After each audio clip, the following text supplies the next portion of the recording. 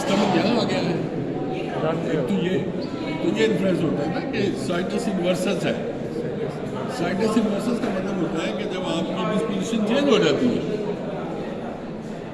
यानी आपका नॉर्मली आपकी स्पीड होती है लेफ्ट साइड पे, आपका लिवर होता है राइट साइड पे, लेकिन अगर साइटस इन्वर्सस हो जाए तो आपका लिवर इधर आ जाएगा, स्पीड इधर आ जाएगी। अच्छा आज कहते हैं साइटस इन्वर्सस। सर, इतना बड़ा स्ट्रक्चर वहाँ कैसे चला जाता है लिवर? इम्यूनोलॉजिकली। अच्छा, एम्ब्रियोलॉजिकली। रोटेशन नहीं होती। हाँ, समझ गया। रोटेशन नहीं होती, जहाँ रुक गई वही रह गया। तो उससे फिर लेफ्ट वाला ऊपर शो होगा हमें? हाँ, फिर देखिए एक चीज होती है डेक्स्ट्रोकार्डिया।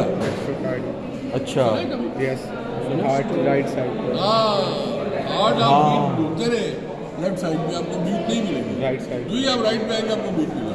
अच्छा जी, कल लेना वो लिस्ट बन गई है। नहीं वो रोल नंबर लिस्ट ऐसे ही जाना।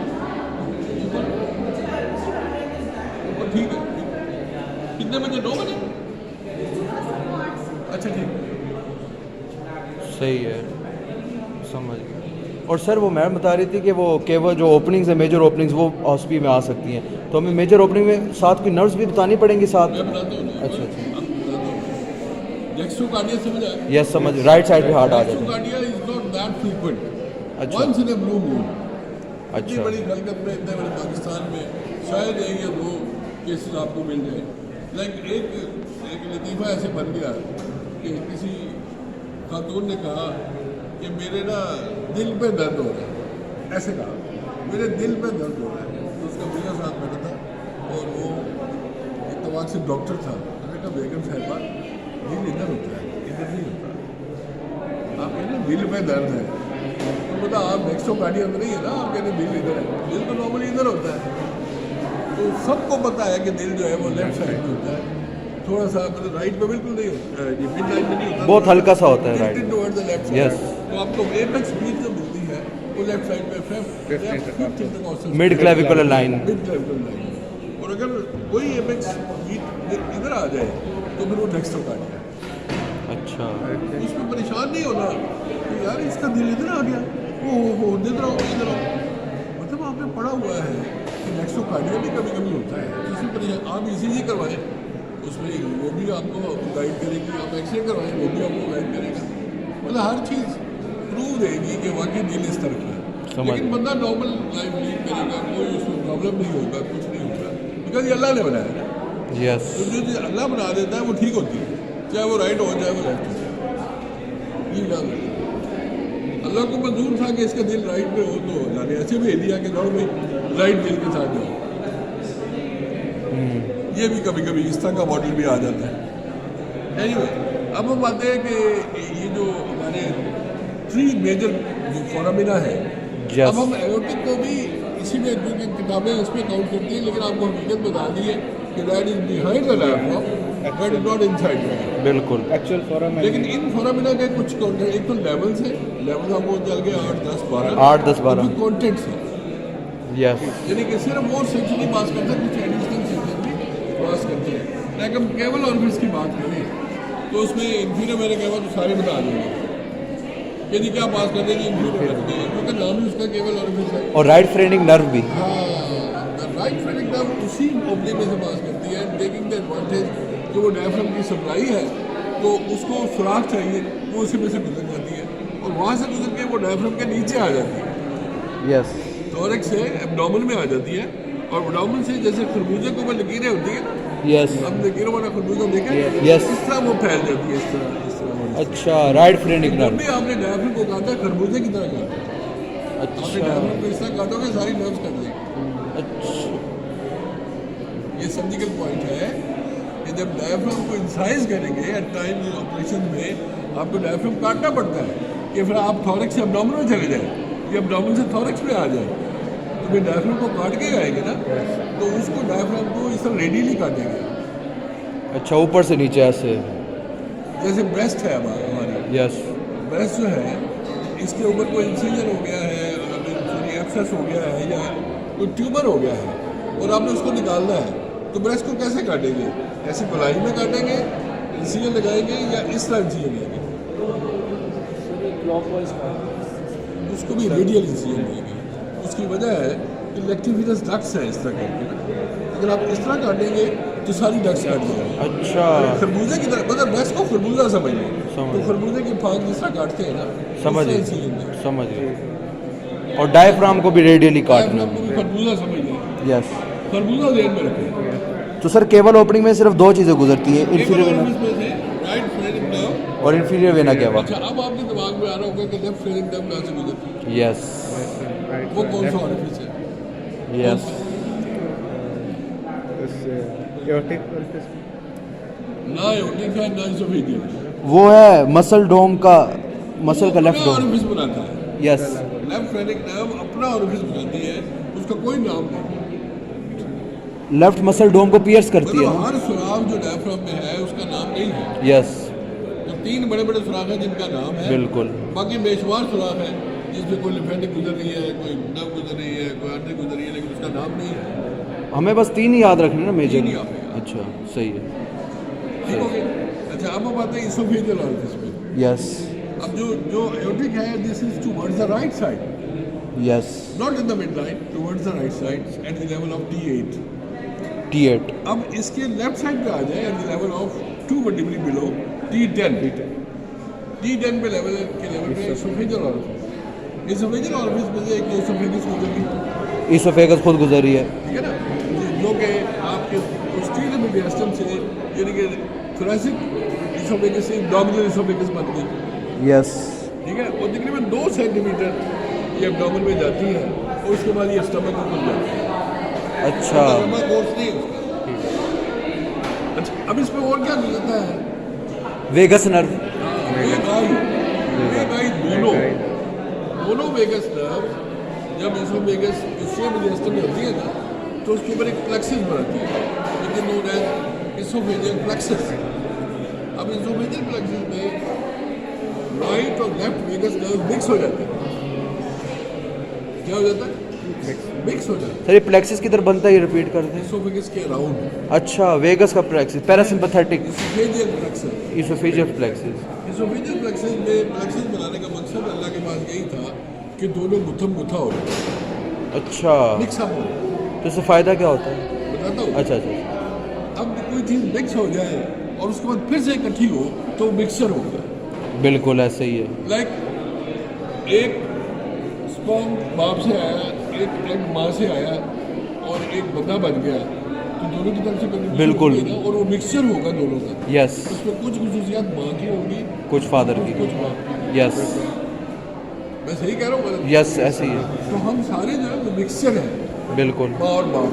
यस मुझ में माँ की भी झलक पाई जाएगी, मुझ में बाप की भी झलक पाई जाएगी, अगर मैं असली होगा तो। बिल्कुल अगर मैं 2 नंबर होगा तो मेरा बाप पता नहीं कौन होगा, मेरी माँ पता नहीं कौन होगी। बिल्कुल ऐसे ही है। जो असली होता है, जिसको हलाल का कहते हैं, यस देखिए ये फर्क है हराम और हलाल में। बिल्कुल अदरवाइज इंटरकोर्स तो कोई भी कर ले, बिल्कुल ऐसे ही जैसे है। जानवर करते हैं, वो कौन से मियाँ बीवी होते हैं, बिल्कुल ठीक है ना जी। लेकिन बच्चे तो उनके भी पैदा होते हैं, यस बच्चे इंसानों के पैदा होते हैं, लेकिन वो मियाँ बीवी होते हैं, बिल्कुल यस वो हरामी नहीं होते। बिल्कुल अब हम तो हरामी कहते हैं ना उसको, जिसका कोई बाप नहीं, जिसकी कोई माँ नहीं, पता ही नहीं बाप कौन है, पता नहीं माँ कौन है, कौन चला गया कौन आ गया, तो वो नहीं। इंसानों में वो कंसेप्ट नहीं है। बड़ा vagus neat and clean system है इंसानों में, और अल्लाह ने वादे कर दिया कि ये तुम्हारा बाप है, ये तुम्हारी माँ है। दो अल्लाह की ना कोई माँ है ना कोई बाप है, ये आपने ध्यान में रखना है। Yes. कि अल्लाह का कोई माँ बाप नहीं है, यस लेकिन जिसने सबको पैदा किया वो अल्लाह है। बिल्कुल बस ये कंसेप्ट बड़ा क्लियर होना चाहिए। इसमें ये नहीं कि अल्लाह की भी कोई बीवी है, अल्लाह की कोई बेटा है। नेवर। लोगों ने काफिरों ने कहा कि फरिश्ते अल्लाह की बेटियाँ हैं, अल्लाह की औलाद है। नेवर। बिल्कुल अल्लाह ने कुरान में सूरह इखलास उतार दी कि मैं एक हूँ। यस कुल अल्लाह अल्लाह समद लब यलिद व लब यूलद व लम यकुल लहू कुफुवन अहद। बिल्कुल तो अल्लाह ने क्लियर कर दिया कि मेरा कोई नहीं है, मैं अकेला हूँ, ठीक है ना।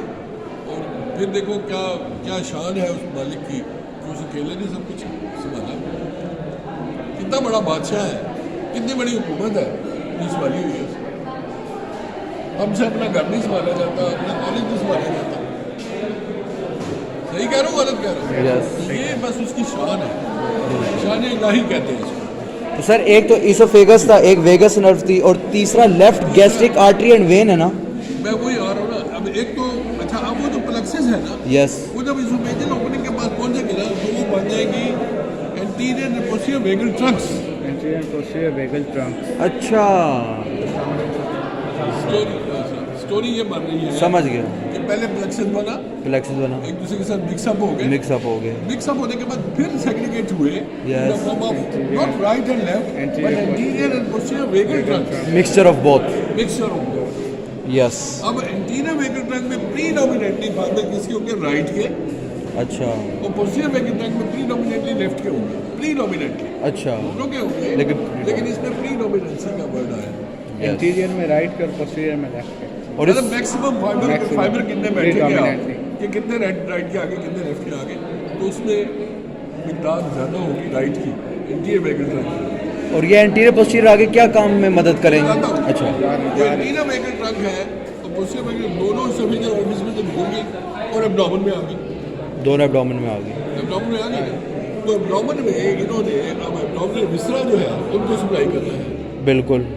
एंटीरियर वेगल ट्रंक ने कुछ अपने जिम्मे ले लिए, जैसे स्टमक ले लिया, स्मॉल इंटेस्टाइन ले ली, ठीक है, और पोस्टीरियर वेगल ट्रंक ने जैसे लिवर ले लिया और बाकी स्प्लीन और दूसरे स्ट्रक्चर Yes. ले लिए, ठीक है ना।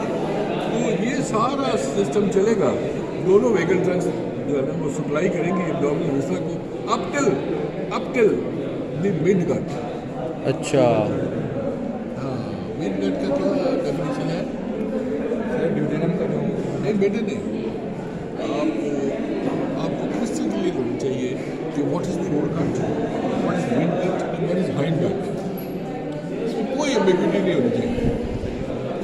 एम्ब्रियोलॉजी है, और जिसको एम्ब्रियोलॉजी नहीं आती ना, मैं कहता हूँ उसको कुछ नहीं आता। डोंट टेक इट इजी कि यार एम्ब्रियोलॉजी तो बकवास है, इसको तो छोड़ो, ना भी आती हो तो क्या हो, नहीं आती तो कुछ नहीं आता, बिकॉज आपको अपना ओरिजिन ही नहीं पता कि मैं आया कहाँ से। यस, बिल्कुल ऐसा। आपका आना जो है वो एम्ब्रियोलॉजी है। अच्छा सर, एक मिड गट में जाके दोबारा एक हो जाती है। सुनो, अच्छा, अब फोर कट कहाँ तक है? फोर गट, यहाँ से शुरू करें यस। और आप चले जाए जहाँ पे सेकंड पार्ट ऑफ ड्यूडिनम है, जहाँ पे बाइल डक्ट खुलती है, अच्छा, वहाँ तक फोर कट है। फिर वहीं से शुरू करें और आप नीचे चले जाए at the junction of right 2/3 and the left 1/3 of transverse colon. Junction में मतलब है कोई लैंडमार्क नहीं है, सिर्फ ये लैंडमार्क है कि राइट 2/3 और लेफ्ट 1/3 का जंक्शन जो है that is the end of mid gut, और वहीं से शुरू करें और इनर रेक्टल जंक्शन तक जाए तो that is hind gut. Sir end वाला दोबारा रिपीट कर दे, शॉर्ट था। इनर रेक्टल जंक्शन तक जाए, यस, दूसरी जंक्शन शुरू करें राइट 2/3 और लेफ्ट 1/3 जंक्शन से, और इनर रेक्टल जंक्शन में जहाँ पे इनर कैनाल और रेक्टम मिल रहे हैं, यस, पेक्टिनेट लाइन कहते हैं उसको, पेक्टिनेट लाइन, वहाँ तक है हाइट में। समझ गए। अब फोर गट जो है इसके कुछ डेरिवेटिव्स हैं। नहीं बेटे नहीं, वो तो डेवलपमेंट है ना, वो तो जो आपका बड है, ठीक है ना, जो आपका लंग बड है, इम्यूनोलॉजी बताती है लंग बड से ट्रेकियम में बनी इसोफेगस में बनी। बिल्कुल। लेकिन मैं डेरिवेटिव्स की बात कर रहा हूँ कि फोर गट से क्या क्या बैलून निकलते हैं जो फोर गट का हिस्सा होते हैं, like liver. Liver is the derivative of foregut, like the gall bladder, like the pancreas, they are the derivatives of foregut. फिर उसके बाद मिड गट है, मिड गट पे आपकी सारी स्मॉल इंटेस्टाइन आ गई, सारी स्मॉल इंटेस्टाइन आ गई, और up till the right 2/3 of the transverse colon large gut. फिर वहाँ से लेके सारी लार्ज गट उससे onward up till the sigmoid colon. अच्छा सर, जो आपने बताया था कि आगे राइट और पीछे लेफ्ट, तो इसका क्या फायदा होता है? अच्छा, अब ये जो वेगस गई है, यस, इसोफेजियल ओरिफिस से एब्डोमेन में, Yes. उससे एब्डोमिनल विसरा को सप्लाई किया up till the mid gut. इसका मतलब है कि फोर गट सारी और मिड गट सारी वेगस के अंदर है। फोर कट सारी उसके डेरिवेटिव हैं और मिड कट सारी excluding the height cut. Height cut में उसका कंट्रोल नहीं है, बिल्कुल ऐसे ठीक है जी। हाइट कट का अपना कंट्रोल है और वो है सैक्रल प्लेक्सस से, जिसको कहते हैं पेल्विक स्प्लैक्टिक नर्व। यस वो कंट्रोल है पैरासिम्पैथेटिक हाइट कट का। आपकी डेफिकेशन, आपकी मिक्सचरेशन सारी वहाँ से कंट्रोल है। सही। तो सर जो आगे राइट डोमिनेंट आ रहा था, अगर वो लेफ्ट डोमिनेंट हो जाता तो क्या फ़र्क होता? जो आपने कहा था कि आगे जो मिक्सचर आया वो राइट डोमिनेंट था, पीछे जो पोस्टीरियर के वो लेफ्ट डोमिनेंट था। नहीं नहीं, वो तो मैंने वैसे कहा ना कि अगर आप वेगल के फाइबर कितने बैठेंगे अच्छा कि यार इंटीरियर वेगल ट्रंक जो है वो 50-50 है या कुछ फर्क है, तो उसमें डोमिनेंसी होगी राइट वेगल ट्रंक की, राइट वेगस नर्व की। अच्छा। उसके फाइबर कुछ ज़्यादा होंगे, जैसे 40-60 की रेशो होगी, सही है, 50-50 नहीं होगी। समझ गया। और सर इसमें जो थर्ड हिस्सा आ रहा है इसोफेजियल ओपनिंग, अब आपका लेफ्ट गैस्ट्रिक, और क्या पास करता है? लेफ्ट गैस्ट्रिक आर्टरी एक तो ये है ना वेगल ट्रंक, इसोफेगस, फिर left gastric artery and when. And when of, जब आप आदमी का नाम लेंगे वेन साथ ही होगा, ठीक है। प्लस इसमें और क्या होगा जी? बस यही तीन है। इसके साथ सर ने बताया था कि लेफ्ट गैस्ट्रिक आर्टरी और वेन जो होता है ये पोर्टो सिस्टेमिक शंट होता है। इसका क्या मतलब? इसका क्या मतलब? हाँ पोर्टो सिस्टम, नहीं porto PORTO। Porto systemic shunt का नहीं पता आपको? थोड़ा सा बताया था कि गट का अपना सिस्टम होता है, आई थिंक सो। मतलब बात ये है कि एक है सिस्टमिक सर्कुलेशन, यस और एक है पोर्टल सर्कुलेशन, यस ठीक है ना। सिस्टमिक सर्कुलेशन में आर्टरीज हैं, फिर वो इकट्ठी होके फिर वेन्स बन जाती है। And what is the biggest when of the systemic circulation? The inferior vena cava and superior vena cava. Yes, सबसे बड़ी वेन जो है ना एंड में जो बनती है तो यही है, इंफीरियर एंड सुपीरियर। लेकिन पोर्टल सर्कुलेशन एक ऐसा सर्कुलेशन है जो इंटेस्टाइनल सर्कुलेशन है। अच्छा, The word portal means carrying something। देखिए ना, इंटेस्टाइन में जब खून जाता है तो वो खून क्या लेता है? आपके न्यूट्रिएंट्स को एब्जॉर्ब करता है। तो वो बड़ा ज़बरदस्त खून हो जाता है क्योंकि उसमें माल है, उसमें न्यूट्रिएंट्स हैं, तो इसलिए उसको पोर्टल कहते हैं। अच्छा अच्छा, वो आर्टीरियल ब्लड जब वापस आता है इंटेस्टाइन से इंटेस्टाइन से वापस तो आया, वो पोर्टल वेन, पोर्टल सबसे वेन। बड़ी वेन जो बनती है वो पोर्टल वेन बनती है। यस अब पोर्टल वेन ने और सिस्टमिक वेन ने, इंफीरियर वेना केवा ने, दोनों ने लिवर में एंटर होना है, यस, डिटॉक्सिफिकेशन हो गई। ठीक है ना जी। तो लिवर से एंटर होके फिर लिवर से क्या निकलेगा? Hepatic veins, hepatic vein. ठीक है ना। लेकिन लिवर में मतलब मैं डबल कर गया, पोर्टल वेन लिवर में एंटर होगी, लिवर में ब्लड, आर्टीरियल ब्लड भी एंटर होगा, बिल्कुल। तो लिवर की डबल ब्लड सप्लाई है। यस, क्योंकि उसका काम डिटॉक्सिफिकेशन है ना, लंग्स साफ की भी करना। डबल ब्लड सप्लाई है। यस बिल्कुल, मतलब यस। उसको नहीं पता, अच्छा हमें नहीं पता। आज लिवर की दो ब्लड सप्लाई, लंग्स की बता पहले। लंग्स की तो दो ब्लड सप्लाई है ना, एक तो वो अपनी कार है, एक तो ऑक्सीजनेशन वाली ब्लड सप्लाई है जो पल्मोनरी आर्टरी वेन से आ रही है, और एक इसकी अपनी सप्लाई है जो इसको ब्रोंकियल आर्टरीज के थ्रू आ रही है, तो इसकी दो ब्लड डबल सप्लाई। सप्लाई होगा। यस अच्छा, जो आपकी पल्मोनरी आर्टरीज हैं वो बेसिकली वेन्स हैं, बिल्कुल वो वीनस ब्लड है, बिल्कुल। कहने को वो आर्टरीज है, but they don't provide any nutrition, any oxygen. बिल्कुल। न्यूट्रिशन तो चलो होगी उसमें, लेकिन ऑक्सीजन नहीं होगी। ऑक्सीजन आपको ब्रोंकियल आर्टरी देगी या डायरेक्ट एल्वियोलाई हवा से लेंगे, वो बिल्कुल। जो आप सांस लेंगे। यस, अब जो आपकी वो है लिवर, लिवर, उसकी भी डबल ब्लड सप्लाई है। बिल्कुल। एक है हिपैटिक आर्टरी हिपैटिक आर्टरी, जो कि ब्रांच है एब्डोमिनल एओर्टा की, बिल्कुल एब्डोमिनल एक एओर्टा। ब्रांच है, पहले है सीलिक ट्रंक के आगे ब्रांच है हिपैटिक आर्टरी। अब हिपैटिक आर्टरी गई लिवर में और उसके साथ गई पोर्टल वेन लिवर में। बिल्कुल, पोर्टल वेन वो वेन है जिससे सारे न्यूट्रिएंट्स इकट्ठे करके तो लिवर में लेके जाने हैं ताकि चेक हो जाए कि बाकी सही खाया है या गलत खाया है। डिटॉक्सिफिकेशन हो जाएगा। जो गलत खाया है वो लिवर में रह जाएगा, Yes. जो सही खाया है वो आगे निकल जाएगा। तो liver is the lab of the body. तो इसलिए कहते हैं अगर हम बहुत ज़्यादा गलत खाना खाएं तो हमारा लिवर सूज जाता है, ज़्यादा खराब हो जाता है। हाँ ख़राब हो जाता है। लिवर गंद अपने अंदर रख लेता है। बिल्कुल। Liver is the detoxifying agent.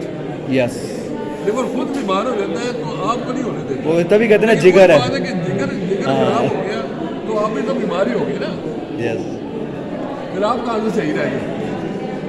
लेकिन लिवर इतनी जल्दी खराब नहीं होती, ये याद है। साल चाहिए लिवर को खराब होने में, यस, और फिर साल चाहिए लिवर को ठीक होने में। हाँ बिल्कुल। Once it is damaged for a number of years। ये जल्दी ठीक नहीं होता। Hepatitis is the inflammation of the liver और अल्टीमेटली हेपेटाइटिस का डायलेमा क्या है, hepatic carcinoma, cancer of the liver, फिर बंदा बचता नहीं। अच्छा, लिवर ट्रांसप्लांट नहीं हो सकता? वो तो फिर अच्छा, वो तो फिर ऑप्शन है ना आपके पास। अगर आप डायग्नोज हो गया है कि लिवर कैंसर है, अब इस पर नहीं चल सकते आप, बेकार है आपके लिए, तो आप उसे निकाल दें। लेकिन आप कैंसर, जो वर्ड कैंसर है ना, वो ये है कि खाली लिवर को निकाल देना और कैंसर को निकाल देना बात नहीं बनती, उसके मेट्स रह जाते हैं, मेटास्टेसिस। यस, उसको कहाँ से निकालें? वो पूरी बॉडी में फैले होते हैं, सही। कहाँ से ऑपरेशन करेंगे आप? उसके लिए आप कीमोथेरेपी और रेडियोथेरेपी यूज करेंगे ताकि कोई कैंसर सेल अगर रह गए हैं तो वो किल हो जाएगी। Love supply. तो तीसरा ऑरिफिस हम कर रहे थे एओर्टिक ऑरिफिस। Yes. उसमें से मुड़ती है aorta, aorta. which is actually behind the diaphragm। Yes, और थोरेसिक, एओर्टा के साथ थोरेसिक डक्ट, और लेफ्ट जाती है ये। थोरेसिक डक्ट, यस, ठीक है ना। अच्छा, बाकी रह गया कि एजाइगस। आप सोचेंगे एजाइगस सिस्टम ऑफ और ये राइट जाएगी। तो ये है इसमें एओर्टिक ऑरिफिस के कॉर्नर, एजाइगस में, ठीक है, thoracic duct and the aorta itself, and of course aorta के around में एक plexus होगा, the aortic plexus of बिल्कुल। nerves। यस, पढ़ेंगे आप आगे तो हर ब्लड वेसल के अराउंड एक नेटवर्क होता है ना। यस, देखने को वो ब्लड वेसल लगती है, लेकिन उसकी एपेंडिशिया में एक नेटवर्क होता है nerves का, जो उसके movement को कंट्रोल करता है ना। जैसे आप कहते हैं sympathetic constrict का वैसा, कहाँ से कंस्ट्रिक्ट होगी, उसकी सप्लाई होगी तो फिर जी नर्वाई नर्वोजम, नर्व की नर्व आर्टरी के लिए नर्व है ना, तो नहीं, देखिए वो है वाजा बेजोरम, वो जो टर्म है ना वो है वाजा बेजोरम में नर्वाई नर्वोजम। यस, वाजा बेजोरम मीन्स के वेसल ऑफ द वेसल, ठीक है। नर्वाई नर्वोजम का मतलब नर्व ऑफ द नर्व। अच्छा, नर्व की नर्व सप्लाई भी होती है, आर्टरी की आर्टीरियल सप्लाई भी होती है, पता है? अच्छा, एडवेंटिशिया में नर्व है, वो तो उसकी प्लेक्सिस है ना, वो तो नर्व सप्लाई है, आर्टरी की नर्व सप्लाई है ना, वो उसका अपना नाम है। नहीं उसका नाम है, उसको प्लेक्सिस ही कहते हैं। सर इसकी नर्व सप्लाई करवा दे डायफ्राम की। अच्छा, अब डायफ्राम जो है, एज आई टोल्ड यू कि ये एक स्केलेटल मसल है, बिल्कुल, फाइब्रोमस्कुलर। विल पावर में है। बिल्कुल, तो जो विल पावर में मसल होते हैं उनकी सप्लाई होती है सोमैटिक नर्व सप्लाई। बिल्कुल, Somatic. Soma means body. And the somatic nerve which supplies the diaphragm is the phrenic nerve. Phrenic. Phrenic nerve. अब phrenic nerve कहाँ से आती है? C3, C4, C5, मतलब कौन से plexus से? Cervical। Cervical plexus. अच्छा, अब ये मजे की बात ये ये है, मोटर सप्लाई है। मजे की बात ये है कि अब cervical plexus तो neck में पड़ा हुआ है, यस, diaphragm पड़ा हुआ है abdomen और thorax के junction में, यस, तो इसका मतलब इतनी लंबी nerve होगी ना, यस, इतना ट्रेवल करेगी तो जाएगी ना। यस। तो ये डायफ्राम वहाँ से क्यों नहीं ले लेता हमने करीब से? अच्छा, जब डायफ्राम नीचे चला गया था, diaphragm descends while the testis ascend. हमारे टेस्टिस जो होते हैं वो टू स्टार्ट विद पेल्विस में होते हैं, लेकिन वो सॉरी एब्डोमेन में होते हैं, वो डिसेंड करके वो चले जाते हैं स्क्रॉटम। ठीक है ना? जो किडनीज होते हैं, किडनीज वो पहले पेल्विस में होते हैं टू स्टार्ट विद, लेकिन वो असेंड करते हैं एब्डोमेन में। अच्छा, लेकिन टेस्टिस उसका तो वो रीज़न होती है। टेस्टिस और डायफ्राम दोनों डिसेंड करते हैं बिल्कुल करते हैं। और किडनीज जो है वो असेंड करते हैं। किडनी ऊपर जाती है, डायफ्राम और टेस्टिस नीचे। अगर बिल्कुल, टेस्टिस नीचे ना जाए ना तो उनको कहते हैं अनडिसेंडेड टेस्टिस बिल्कुल या जी, क्रिप्ट ऑर्गेनिज्म। आप मेल तो बन जाएंगे, आपकी दाढ़ी भी होगी, मूछें भी होगी, आप जवान भी होंगे, लेकिन थैली आपकी खाली होगी। बिल्कुल ऐसे ही है। घर में घर वाला होगा ही नहीं, यस यस, तो घर भी आपका कितना सा होगा, छोटा सा, क्योंकि वो डेवलप ही नहीं करेगा। पैथोलॉजिकल Testis होगा कंडीशन। तो स्क्रॉटम डेवलप करेगा। यस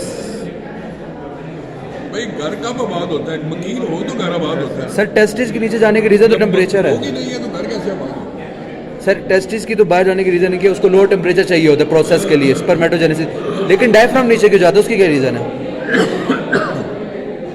डायफ्राम डेवलप करता है सर्वाइकल रीजन में, हाँ, सर्वाइकल में डेवलप हो गया। लेकिन फॉर प्रैक्टिकल रीजंस कि डायफ्राम को अल्लाह ने इसलिए बनाया था कि एब्डोमेन और थॉरस को सेपरेट करें। अच्छा, तो उसको हुक्म दिया कि आप नीचे आएगा जाएगा। Pressure chamber. लेकिन एक बात जो आपको याद रखनी है कि nerve supply once established yes. Never changes thereafter. अच्छा, इसकी ओरिजिन यहाँ थी इसलिए यहाँ से आ रहा है। मैं कह रहा था उसने चेंज नहीं की, उसने रूल को फॉलो किया। But blood supply can change, blood supply can change. यानी किडनीज जब पेल्विस में थे असेंड करने से पहले ड्यूरिंग इंट्रायूट्राइन लाइफ जब वो डेवलप कर रहे थे रेनल रेंज से, तो वो किडनी वहाँ से सप्लाई लेते थे अपनी ब्लड सप्लाई। लेकिन जब वो असेंड किए तो उन्होंने अपनी सप्लाई भी चेंज कर ली, उन्होंने एब्डोमिनल से ले ली सप्लाई। लेकिन सर डायफ्राम नीचे आके उसने अपनी सेंसरी सप्लाई भी तो चेंज कर दी ना, स्प्लिट कर दी। उसकी सेंसरी सप्लाई एक होगी सेंटर से जो है फ्रेनिक, और दूसरी सेंसरी सप्लाई उसकी होगी है साइड्स वाली लोअर 6 इंटरकोस्टल नर्व से। तो नीचे आके सेंसरी आ गया। फिर मतलब है कि डायफ्राम ने मोटर सप्लाई की बात हाँ, मोटर यहाँ से, सेंसरी यहाँ से, बिल्कुल। Motor supply once established never change. Yes, बिल्कुल ऐसा ही है। लेकिन ब्लड सप्लाई चेंज हो सकती है। और तो आप देखिए किडनी जब आप आर्टिफिशियल ट्रांसप्लांट करते हैं यस। तो कहाँ करते हैं? उसी किडनी की जगह पर लगाते हैं जो खराब हो गई है पेल्विस में। तो पेल्विस में ब्लड सप्लाई कहाँ से देते हैं? ये अच्छा, आर्टिस्ट ने देखी ना, एक्सटर्नल आर्टरी से या इंटरनल आर्टरी से। तो मकसद है उसको रीनल आर्टरी से ना पकड़ के देगी, रीनल आर्टरी तो उधर रहेगी। तो आप मतलब वही पोजीशन बना देंगे जो फीटल पेल्विक में ट्रांसप्लांटेड किडनी की वही वैल्यू हो जाती है जो फीटल किडनी है। हेलो हेलो समझ आई? तो एडल्ट किडनी फिर सेट करके सर, एक एलो में क्वेश्चन था कि इसका रेफर्ड पेन शोल्डर और एब्डोमेन में क्यों होता है डायफ्राम का? हाँ, डायफ्राम अब उसको कहते हैं referred pain. Yes. Referred pain, referred pain ये होता है कि आपको प्रॉब्लम किसी और जगह होती है लेकिन आपको फीलिंग किसी और जगह होती है।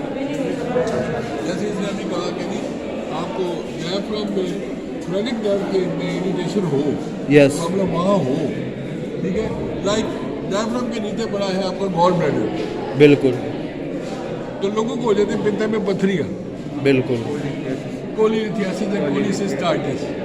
अब कोलिसिस्टाइटिस जब आप जाएंगे ना हॉस्पिटल में तो आप उससे पूछेंगे, एक तो वो ये कहेगा जी पेन राइट हाइपोकॉन्ड्रियम कि जी बस यहाँ दर्द, ठीक है।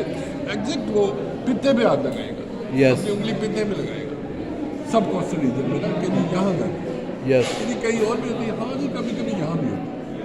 हाँ। अब जो ये होती है ना राइट शोल्डर में, वो रेफर्ड। अच्छा, गॉल ब्लैडर की भी रेफर्ड पेन शोल्डर है। तो इन दोनों की रीजन क्या है, क्यों इधर क्यों? रीजन ये है कि डर्मेटोम्स एक जैसे होते हैं ना। हाँ, अच्छा, यानी C3, C4, C5 से वैल्यू तो C3, C4, C5 है ना। जी। डर्मेटोम तो यहाँ पड़े, वहाँ तो नहीं पड़े ना, वहाँ तो थोड़े से तो C3, C4, C5 जितने भी स्ट्रक्चर को सप्लाई डर्मेटोम कर रहे जाओगे हैं। ना वहाँ दर्द होगी। अच्छा, डर्माटोम जाऊंगे। डर्मेटोम समझते हो आप? जी जी, वो सेंसरी नर्व सप्लाई जो होती है C3, C4, C5। Dermatome is I mean by definition the part of the skin supplied by a spinal nerve is known as dermatome। अच्छा, part of the skin supplied by spinal nerve.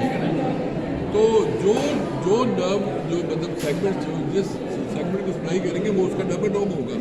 जैसे हमने dermatome पढ़े ना upper limb में, lower limb में, ठीक है ना। तो डर्मेटोम जो है उनमें और एक होते हैं आपके क्यूटेनियस सप्लाई और एक होती है डर्मेटोम्स। क्या फ़र्क है? क्यूटेनियस किसी भी नर्व्स की हो सकती है, डर्माटोम सिर्फ स्पाइनल नर्व की होती है बाय डेफिनेशन। देखिए स्पाइनल नर्व जो है एक तो वो डिस्ट्रीब्यूटर दो मैप्स है ना बॉडी में। यस, एक डर्मेटोम्स का मैप है यस, न्यूरोलॉजी में, बिल्कुल, एक क्यूटेनियस नर्व सप्लाई। यस, अब आपसे पूछते हैं जी कि C1 का है, C2 का है, वो डर्मेटोम्स है ना, बिल्कुल। डर्मेटोम। और आप कहते हैं जी ये जो नाम जो है जो इस मॉडल को सप्लाई करती है लैटरल मॉडल फोरआर्म, उसका क्या नाम है? आप कहेंगे lateral cutaneous nerve forearm, yes, ठीक है ना जी। बॉडी जो होती है मीडियल क्यूटेनियस नर्व फोरआर्म, तो वो फिर आप कहेंगे अदर नर्व की ब्रांच है, तो वो है क्यूटेनियस नर्व ब्रांच। आपको दोनों है side by side cutaneous nerve fly और डर्मेटोम दोनों याद रखें। सर डर्मेटोम तो रूट वैल्यू से याद रखते हैं। हाँ जी, और वो नर्व के वाले से उनकी ब्रांचें हैं। डर्माटोम रूट वैल्यू से याद रखेंगे। डर्मेटोम की तो रूट होती है ना, जैसे अच्छा। C5 dermatome, C6। अच्छा अच्छा, बिल्कुल। और सर इसकी रेफर्ड पेन एब्डोमेन क्यों होती है, उसकी क्या रीज़न है? कि ये डायफ्राम की, क्योंकि लोअर 6 इंटरकोस्टल नर्व इसकी सेंसिटिव सप्लाई होती है, इसलिए एब्डोमेन इसकी रेफर्ड पेन। डोमेन में तो होनी होनी है जब जब आपकी फ्लोरिक नर्व में इरिटेशन होगी। हम दोनों बीच में, मैं बीच हूँ, मैं बीच हूँ, ये भाई बीच है, साइन भी बीच है।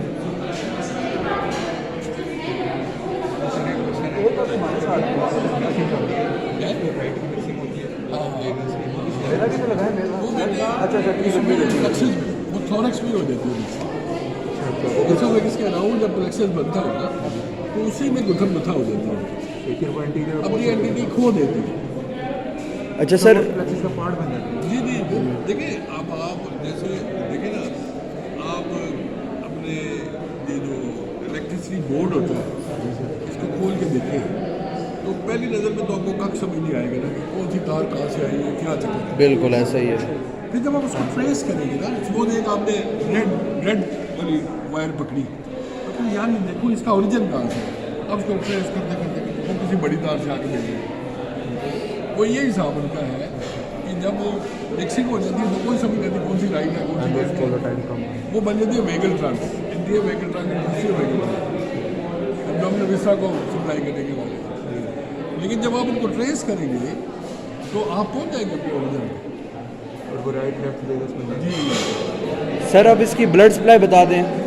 ब्लड सप्लाई जो है उसके हवाले से फ्रेनिक आर्टरीज, फ्रेनिक आर्टरीज जो है, एक तो वो सेट है फ्रेनिक आर्टरीज का जो डायरेक्ट एब्डोमिनल एओर्टा से निकलता है, फ्रेनिक आर्टरीज वो mid section of the diaphragm को, वो है इसकी एब्डोमिनल एओर्टा की ब्रांचेस, यस।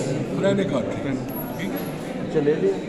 अच्छा और एक है आपकी पेरिफेरल और जो माइनर। डायफ्राम को सप्लाई मिल रही है वो रीनल आर्टरी की वजह से मिल रही है। रीनल आर्टरी की एक ब्रांच आती है वो डायफ्राम को चली जाती है फ्रेनिक आर्टरी। फ्रेनिक आर्टरी तो basically phrenic means the diaphragm, तो फ्रेनिक आर्टरीज दो ही है, बाकी एक्सेसरी ब्रांचेज हैं जो उसको पोटेंशिएट करती है। मेन जो है वो फ्रेनिक आर्टरी। सर ये मैं बताऊंगा इसमें कोई मिस्टेक कर रहा हूँ, ये जो ब्लड सप्लाई इसकी पेरिफेरल साइड्स की है वो लोअर 5 इंटरकोस्टल और सब